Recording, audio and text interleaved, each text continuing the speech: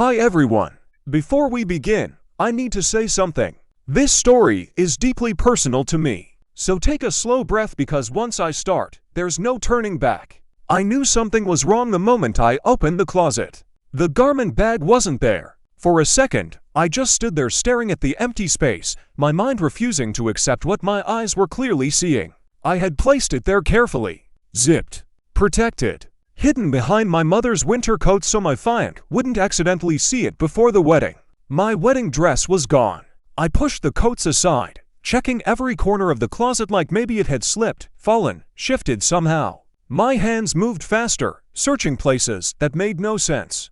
Logically, it had to be there. It wasn't. From the kitchen, I could hear my mother lightly tapping her spoon against a mug. The television hummed in the living room, some daytime show playing softly. Everything in the house felt normal. Too normal. I walked into the kitchen, forcing my voice to stay steady. "Mom, where's my dress?" She didn't look surprised. That was the first thing that unsettled me. She calmly wiped her hands on a towel and shrugged, like I had just asked where the salt was. "Oh," she said casually. "Your sister borrowed it." Borrowed. The word hit me like a slap. "My wedding dress?" I asked slowly, making sure I heard correctly. "She had a party," my mom replied, as if that explained everything. "She wanted nice pictures. Don't worry, she'll bring it back." For a moment, I honestly wondered if I was misunderstanding her. "She took my wedding dress to wear to a party." Mom sighed, already irritated. "You're making this bigger than it is. It's just a dress. Just a dress." I stared at her, trying to process how calm she was while saying that. I had saved for months to buy that dress. I cried when I found it. Standing in the bridal shop mirror, I finally felt that my wedding was real. That moment belonged to me. And now my sister had taken it without even asking. "When did she take it?" I asked. "Yesterday." Yesterday. That meant it had already been worn, photographed, maybe spilled on. "Why didn't anyone call me?" I asked quietly. "Because we knew you'd react like this," my mom said, crossing her arms. "Like what?" "Like someone whose wedding dress had been taken." From the living room, my dad spoke without even turning his head away from the TV. "Don't start drama over something small." Small. Something tightened inside my chest. It wasn't just that my sister took my dress. It was that everyone in the house acted like it was perfectly normal. Like it wasn't really mine. Like my feelings were optional. And I already knew how this would end. If I got upset, I'd be dramatic. If I stayed quiet, everything would be fine. Either way, I would somehow be wrong. My sister has always been the center of everything. At least that's how it felt growing up. She's louder, more confident, somehow always right even when she wasn't. Teachers adored her. Relatives praised her. My parents defended her. If she forgot chores, she was busy. If I forgot something, I was irresponsible. That pattern followed us into adulthood. If she needed money, my parents helped without hesitation. If I needed help, I was told it would build character to figure it out alone. Eventually, I stopped arguing. It never worked. I became the quiet one, the reasonable one, the peacemaker at family dinners when she said something selfish or cruel. They said they appreciated how mature I was. What they meant was that I didn't force them to choose. The wedding dress was the first thing I had ever bought that felt truly special to me. I didn't ask my parents for money. I didn't expect help. I skipped trips, dinners, little luxuries for months just to afford the one I wanted. When I found it, standing in that bridal shop, I felt proud in a way I hadn't felt in years. That moment was mine, and I trusted them to keep it safe. That's what hurts the most. My sister didn't sneak into my apartment. She walked into my parents' house, opened the closet, took my dress off the hanger, and no one stopped her. No one called me. No one thought maybe the bride should be asked before someone else wears her gown to a party. The next evening, she brought it back. She didn't knock. She walked in like she always did, keys jingling, already talking loudly about the party before anyone said a word.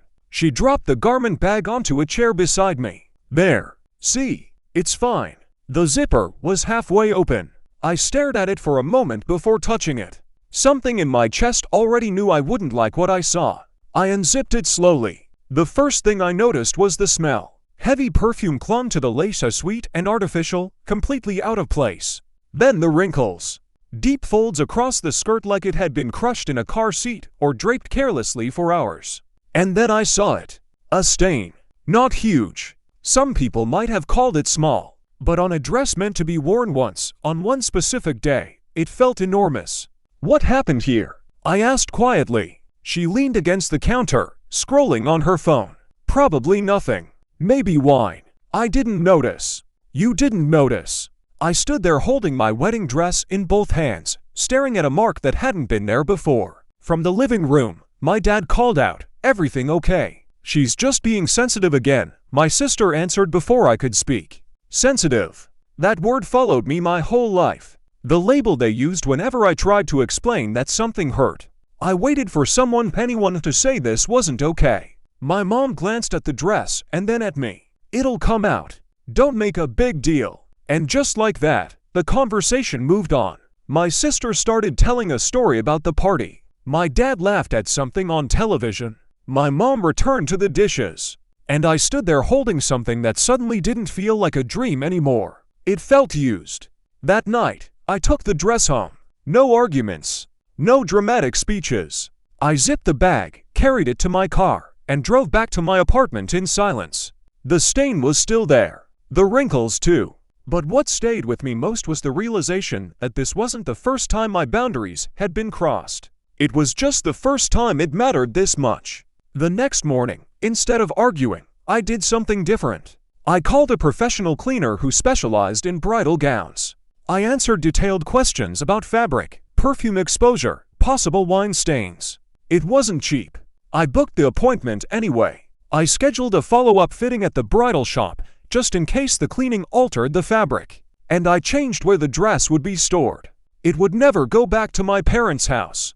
Life continued on the surface. Work. Wedding planning. Routine. My family acted like nothing had happened. My sister texted me about something random days later, as if we hadn't just crossed a line. For the first time, I didn't rush to smooth things over. I responded politely, briefly, with distance. Distance gives clarity. This was never just about a dress. It was about years of my boundaries being optional. About how quickly I was expected to forgive things that should never have happened. 2 weeks later, she posted the photos. I saw them late at night while scrolling. There she was, laughing on a rooftop bar, drink in hand, wearing my wedding dress. The comments were full of praise. "You look stunning. That dress is gorgeous. Where did you get it?" And underneath, she replied with a wink. "Vintage. Vintage. Not borrowed. Not her sister's wedding gown. Vintage." I didn't comment. Instead, I waited. The following weekend, my parents hosted a small family dinner. The usual relatives. The usual energy. My sister arrived late, loud as ever, already retelling stories from that party. People gathered around her phone, admiring the pictures. I waited until the conversation quieted. Then I placed 3 sheets of paper neatly on the table. The cleaning receipt, the specialist's report noting wine residue and perfume damage, and an estimate for restoration if the fabric had been permanently marked. She stopped talking. "What is this?" she asked. I kept my voice calm. "This is the cost of restoring the wedding dress you wore." Silence fell over the table. "I already paid to fix it," I continued. "But since you chose to take it without asking, it's fair that you cover the expense." "You're doing this now," she scoffed. "You posted pictures in it," I replied evenly. "So yes. Now feels appropriate." Someone at the table asked quietly, "Wait, that was her actual wedding dress?" No one laughed anymore. "You're embarrassing me," my sister muttered. "No," I said gently. "You embarrassed me." I didn't raise my voice. I didn't insult her. I just let the silence stay. For once, she didn't have the loudest voice in the room. A few days later, the money appeared in my account. No apology, just the transfer. On my wedding day, the dress looked perfect again. The stain was gone. The fabric smooth. My parents smiled politely. My sister was quieter than usual, avoiding my eyes. For the first time in my life, I didn't feel the need to fill the silence. Some distances aren't meant to be closed. They're meant to be kept. And that was the moment I finally understood the difference.